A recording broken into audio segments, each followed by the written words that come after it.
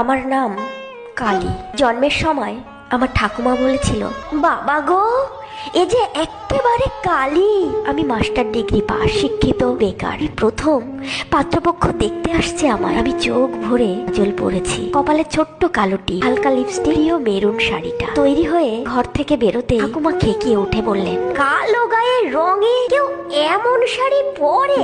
যথাসময়ে আমার ডাক পড়লো বসার ঘরে। ছেলের ঠাকুমা পান চিবোতে চিবোতে বাবাকে বলল, আমি তো গায়ের রং চাপা শুনে ভেবেছিল উজ্জ্বল শ্যামবর্ণ হবে, তো দেখছি গায়ের রং ময়লা।